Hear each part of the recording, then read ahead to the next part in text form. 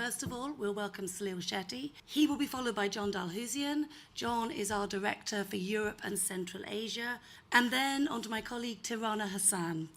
Tirana is our Crisis Director, and she returned this weekend from the border between Turkey and Syria.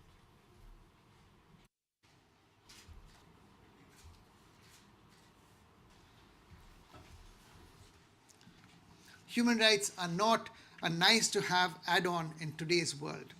They are a fundamental prerequisite for lasting peace, security, and prosperity.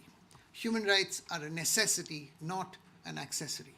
Human rights have been under severe attack in the last 12 months, from Venezuela to Egypt, from the Democratic Republic of Congo to China.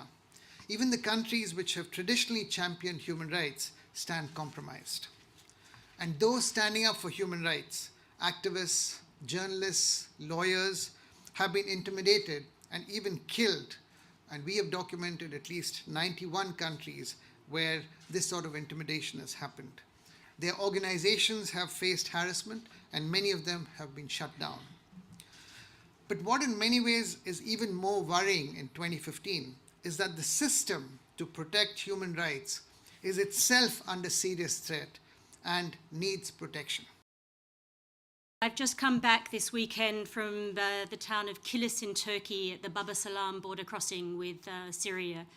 And the reason that Amnesty International went was because with increased bombardments by Russian and Syrian forces in Aleppo and northern Aleppo, in the last 2 weeks, the Baba Salam crossing and camp has received 58,000 newly displaced Syrian civilians.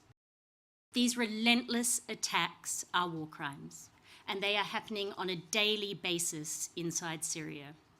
They've driven tens of thousands of people to seek shelter, and those people, as I mentioned, are now amassed, many of them, at the border with Turkey, with nowhere to go.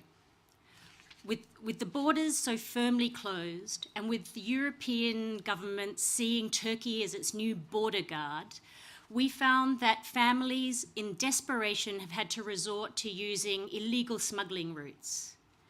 And when you're using those illegal smuggling routes, they're being fired upon by Turkish security forces. There are two common threads running through the human rights malaise across Europe. The first is the preponderance of leaders who consider the cost of respecting human rights to outweigh the benefits. The second, however, is an ever greater willingness to ignore and disinvest in international human rights mechanisms. As Salil has said, human rights are not obstacles to the creation and preservation of inclusive, prosperous societies. They are preconditions. This simple message is very much in danger of being lost in Europe. It's time for world leaders to stop playing politics with the lives of civilians, children, women, and men. It's time to protect the human rights of ordinary people. So we, Amnesty International, are calling on national governments and institutions at the regional and global level to do everything in their power to put human rights first.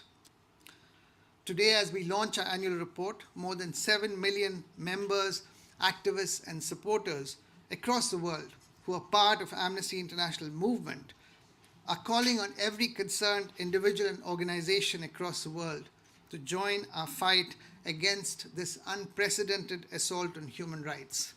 If not us, who? If not now, when?